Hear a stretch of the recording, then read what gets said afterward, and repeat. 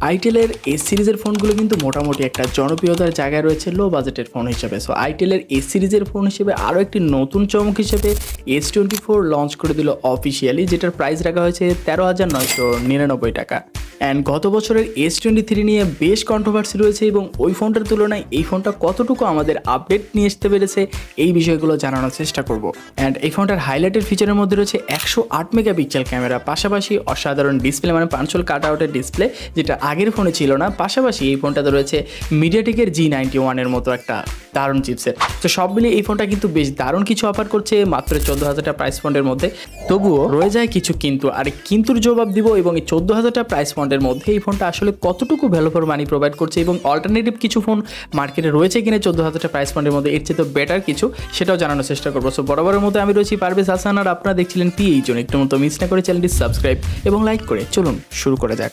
So শুরুতে ফোনটার design এবং বিল কোয়ালিটি নিয়ে কথা বলতে গেলে ফোনটা কিন্তু আগের S23-র মতোই দেখতে অনেকটা, বাট S23-র ক্যামেরা বামটা ছিল ছোট, বাট S24-এ কিন্তু একটু আপডেট হয়ে এটার ক্যামেরা বাম হয়ে গেছে বড়। অ্যান্ড এই ফোনটার বিল কোয়ালিটি মোটামুটি অনেকটাই গুড। আর এই ফোনটার পিছন দিকে আপনি পাবেন গ্লাস্টিক বডি এবং ফ্রেমটা টোটালি প্লাস্টিক, পুরো বডিটাই প্লাস্টিক, বাট প্লাস্টিক হওয়া সত্ত্বেও অতটা চিপ দেখায় না। আর পিছনে আপনি যদি ব্ল্যাক কালারটা দেখেন তাহলে ওটাতে হালকা একটু ম্যাট ফিনিশিং রয়েছে এবং হোয়াইট কালারটা একটু কালার চেঞ্জিং ফিচার রয়েছে, এটা কিন্তু একটা বিশেষত্ব। এবং আগের S23-তে যেরকম কালার চেঞ্জ হতো ঠিক S24-এও ঠিক সেরকম বেগুনি কালার রোদে গেলে চেঞ্জ হয়। অ্যান্ড এই ফোনটার পোর্টস অ্যান্ড বাটন সেকশনে সকল রকম গুরুত্বপূর্ণ পোর্টস অ্যান্ড বাটন দেখতে পাবেন। থাকছে 3.5mm headphone Jack, Type-C port, এছাড়াও রয়েছে সাইড মাউন্টেড ফিঙ্গারপ্রিন্ট সেন্সর, মোটামুটি সকল কিছুই রয়েছে। আর ফ্রন্ট সাইডে আসলে দেখতে পাবেন একটি IPS LCD প্যানেলের ডিসপ্লে, যেখানে 6.6 ইঞ্চির একটি HD+ রেজলিউশনের ডিসপ্লে ইউজ করা হয়েছে, যেখানে রয়েছে 90 হার্জের রিফ্রেশ রেট এবং 480 নিট পর্যন্ত পিক ব্রাইটনেস। সবচেয়ে ভালো লাগার বিষয় হচ্ছে গতবারের S23-তে যে পরিমাণ কন্ট্রোভার্সি রয়েছিল তার ডিসপ্লে নিয়ে, মানে ওই বাজেটের মধ্যে দেখা যাচ্ছে অনেকেই পাঞ্চল কাটআউটের দুর্দান্ত লেভেলের ডিসপ্লে দিত, তো সেক্ষেত্রে ওটা কিন্তু বেশ খানিকটা পিছিয়ে ছিল। বাট এইবার কিন্তু সেইগুলো সব কিছু ছাপিয়ে এবার কিন্তু পাঞ্চল কাটআউটের মাধ্যমে একটা ডিসপ্লে দেওয়া আছে, যেটা দেখতে কিন্তু বেশ খানিকটা সিমেন্টিক লাগছিল এবং বাজেট পয়েন্টের মধ্যে এটা আসলে মানানসই বিষয়। তো 14,000 টাকা প্রাইস পয়েন্টের মধ্যে আমার মনে হয় আইটেল একটা পুষিয়ে দেওয়ার চেষ্টা করেছে এবং 90 হার্জের রিফ্রেশ রেট হওয়ার ফলে ডিসপ্লেটা বেশ খানিকটা স্মুথ ছিল এবং বাটার একটা ফিল পাওয়া যাচ্ছিল এবং যে কোনো কন্টেন্ট ওয়াচিংয়ের ক্ষেত্রে মোটামুটি একটা ভালো ফিল পাওয়া যাবে এই ফোনটার ডিসপ্লে থেকে। এবং কালার প্রোডাকশনগুলো মোটামুটি ধরে রাখতে পারছিল, যেহেতু একটা বাজেট ফোন সেহেতু এই ফোনটা থেকে বেশ খানিকটা মানে একটু ওভার মানে আশা না করাটাই ভালো, মোটামুটি অ্যাভারেজ ছিল ফোনটার display. So day to day ইউজের জন্য এই ডিসপ্লেটা খুব একটা খারাপ ডিল হবে না, যদিও এই ফোনটার ডিসপ্লের রেজুলেশনটা একটু বাড়িয়ে মানে ফুল HD+ রেজুলেশন দিতে পারলে আরও জোস হতে পারতো, যেহেতু এই প্রাইস পয়েন্টের মধ্যে দেখা যাচ্ছে অনেক কোম্পানি কিন্তু আমাদের ফুল HD+ রেজুলেশন ডিসপ্লে প্রোভাইড করছে। এবার আসি ফোনটার পারফরমেন্স সেকশন নিয়ে। সো গতবারের S23 চাইতে কিন্তু S24-এর মোটামুটি অনেকটাই আপডেট করে রাখা হয়েছে। তাদের বড় ভাই ইউনিএসওসির হাতটা ছেড়ে দিয়ে এখন মোটামুটি মিডিয়াটেকের হাত ধরেছে, এটা কিন্তু একটা ভালো বিষয়।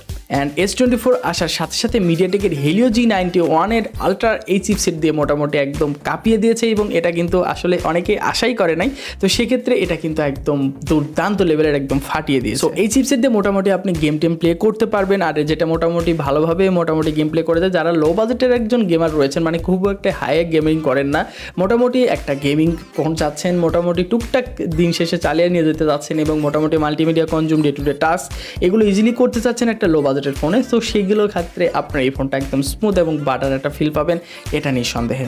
এবং আপনি যদি PUBG প্লেয়ার হয়ে থাকেন তাহলে একদম লো গ্রাফিক্সের গেমগুলো প্লে করতে হবে, যদিও এটা কোনো গেমিং ডিভাইস না। আর যদি আপনি চিপসেট নিয়ে একটু আলোচনা করেন তাহলে মিডিয়াটেকের G88 এর সাথে একটা কম্পেয়ার করা যায়, বা মিডিয়াটেকের G85 এর মতো চিপসেটের মতোই একটা পারফরমেন্স আপনি এই ফোনটা থেকে আউটপুট পাবেন। তো সেক্ষেত্রে বলা যায় যে লো বাজেটের ফোনগুলোতে এই ধরনের চিপসেট আমরা কিন্তু বেসিক্যালি দেখে আসছি, তো এটাও ঠিক তেমনই এবং সেরকম ধরনের আউটপুটই এই ফোনটার চিপসেট থেকে আপনি পাবেন। অ্যান্ড এই ফোনটাতে কিন্তু Android 13 রান করছে এবং পরবর্তীতে কিন্তু এটা Android 14 ভার্সনটা পাবেন, বাট এটার UI নিয়ে অনেক কন্ট্রোভার্সি রয়েছে। সো সেগুলো জিনিস নিয়ে কথা বলতে গেলে এটাতে বটলেস অ্যাপসগুলো রয়েছে এবং লো বাজেটের ফোনগুলো যেগুলো দেখা যায় সেগুলো কিন্তু এটাতে ইনক্লুড করা আছে। এছাড়াও এক্সট্রা কিছু কিছু হট অ্যাপস রয়েছে, সেগুলো জিনিস কিন্তু আমরা বাজেট ফোনগুলোতে বেসিক্যালি দেখে থাকি, তো সেক্ষেত্রে এটাও তার অল্টারনেটিভ বা এর ব্যতিক্রম নয়। সো এক কথায় বলতে গেলে এই চিপসেট মোটামুটি এই বাজেটের মধ্যে একদম মাথা নষ্ট করে, মানে আইটেল কিন্তু সর্বপ্রথম এত সুন্দর একটা চিপসেট দিয়ে এই বাজেটের মধ্যে ফোন পাবলিশ করলো, তো এটা কিন্তু একটা ভালো বিষয়। আশা করা যায় আইটেল কিন্তু তাদের আগের তুলনায় কিন্তু অনেকটা ইনক্রিজ করছে তাদের মার্কেটে এবং তাদের ফোনগুলো, সো আশা করা যায় তারা নেক্সট টাইম আমাদেরকে আরও ভালো ভালো জিনিস আমাদেরকে প্রোভাইড করবে এবং আমাদেরকে হ্যাপি করতে পারবে। এই ফোনটাতে কিন্তু 128GB একটা ভেরিয়েন্টে রয়েছে, যেটার প্রাইস বর্তমানে 14,000 টাকা এবং এটা র্যাম ম্যানেজমেন্ট মোটামুটি ভালো ছিল, আর লো বাজেটের ফোন হিসেবে ঠিকঠাক ঠিকঠাকই, বাট এটার যে আপনার স্টোরেজ টাইপ এটা কিন্তু EMC 5.1 এবং DDR4 বিটের র্যাম মোটামুটি এটা ধরাই যায়। আর এই ফোনটাতে কিন্তু 5000 mAh ব্যাটারির সাথে 18 ওয়াটের একটি চার্জার দেওয়া আছে, যেটা এই বাজেটের মধ্যে ঠিকঠাকই রয়েছে। আর 18 ওয়াট চার্জারতে মোটামুটি আপনি খুব দ্রুতই চার্জ করতে পারবেন।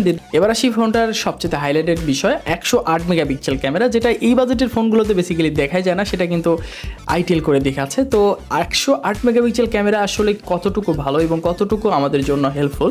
সো 108 মেগাপিক্সেল ক্যামেরা দিয়ে আপনি মোটামুটি দিন শেষে কাজবাজ চালিয়ে নিয়ে যেতে পারবেন। এটা থেকে বেশ মানে এই যে এক্সট্রা কিছু চাওয়া বা পাওয়া সেগুলো জিনিস আপনি এখান থেকে টোটালি অ্যাভয়েড করেন। 108 মেগাপিক্সেল ক্যামেরাতে মোটামুটি প্রাইমারি ক্যামেরা দিয়ে আপনি মোটামুটি পিকচার ক্যাপচার করতে পারবেন, যেখানে ভালো মতো ডিটেলস ধরতে পারছিল, ডাইনামিক রেঞ্জও খুব দারুণভাবে ধরতে পারছিল।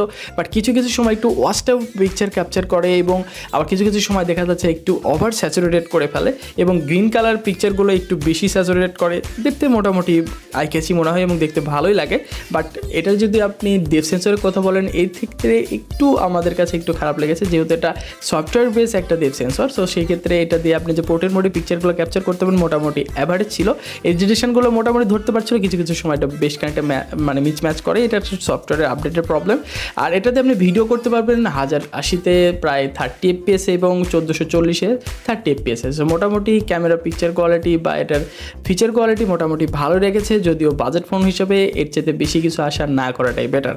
এবং সেলফিতে রয়েছে 8 মেগাপিক্সেলের একটি সেলফি ক্যামেরা। এটা তো ভিডিওতে আপনি প্রায় 2K রেজলিউশনে ভিডিও করতে পারবেন 30 FPS-এ, পাশাপাশি 1080-তে 30 FPS। এখানে যদি রেগুলার মানে একটা 60 FPS থাকলেও আরও জোস হতে পারতো এবং AIS-এর সাপোর্ট থাকলে আরও জোস হতে পারতো। তো মোটামুটি বাজেট ফোন হিসেবে আমার মনে হয় ক্যামেরার অ্যালগোরিদম খুব একটা খারাপ দেয়নি, মোটামুটি আপনার দিন শেষে একটা হ্যাপি রাখার চেষ্টা করেছে। যদিও এই ফোনগুলো থেকে ক্যামেরার ফিচারের থেকে এত বেশি আশা না করাটাই বেটার। সো এই ফোনটা এই প্রাইস পয়েন্টের মধ্যে কেনা কতটুকু যুক্তিযুক্ত? আসলে দেখেন, আইটেলের ফোন মানে যে খুব মহামারী আপনাকে বেশি কিছু দিয়ে, যখন আপনি যদি র্যাম রোমের দিকে যদি একটু খেয়াল করেন, তাহলে 14,000 টাকা প্রাইস পয়েন্টের মধ্যে র্যাম রোম ইজ গুড এবং 108 মেগাপিক্সেল ক্যামেরা কখনোই 14,000 ফোনের মধ্যে পাওয়া যায় না। তো সেটা কিন্তু ইনক্লুড করা আছে এবং মিডিয়াটেকের G91 চিপসেটটা কিন্তু খুব খারাপ না। তো সেই দিক থেকে তুলনা করলে কিন্তু আইটেলের ফোনটা মোটামুটি আগের ফোনের তুলনায় অনেকটাই আপগ্রেড করেছে। তো সেই ক্ষেত্রে ফোনটা কিন্তু রিকমেন্ডেড করা যায় বা কেনা যায়। বাট আমার কাছে স্লাইডলি এটা ফোনটার রেট একটু বেশি মনে হয়েছে। এই ফোনটা 10 থেকে 12,000 টাকা প্রাইস পয়েন্টের মধ্যে হলে ইজ গুড ছিল, বাট আমার কাছে স্লাইডলি 2,000 টাকার মতো এই ফোনটা প্রাইস আমার কাছে একটু বেশি মনে হয়েছে। যদি এই ফোনটা 256 GB র্যাম রোমও হতো তাও অ্যাটলিস্ট মেনে নেওয়া যেত। সো এই প্রাইস পয়েন্টের মধ্যে কিন্তু হিউজ পরিমাণ মার্কেটে ফোন রয়েছে এবং ভালো মন্দ যাচাই বাছাই করে আপনি ফোনটা পারচেস করতে পারেন। এবং আমাদের চ্যানেলে মাত্র টপ 5 ফোন আন্ডার 15K এর মধ্যে একটা ভিডিও ছাড়া হয়েছে, চাইলে আপনার সেই ভিডিওটা দেখলে একটা ক্লিয়ার ধারণা পেয়ে যাবেন। সো এই ছিল আজকের আইটেলের S24 নিয়ে বিস্তারিত আলোচনা। তো আজকের মতো এই পর্যন্ত, দেখা হবে নতুন কোনো ভিডিওতে। আমাদের চ্যানেলটি অবশ্যই সাবস্ক্রাইব এবং লাইক করতে অবশ্যই ভুলবেন না। আল্লাহ হাফেজ।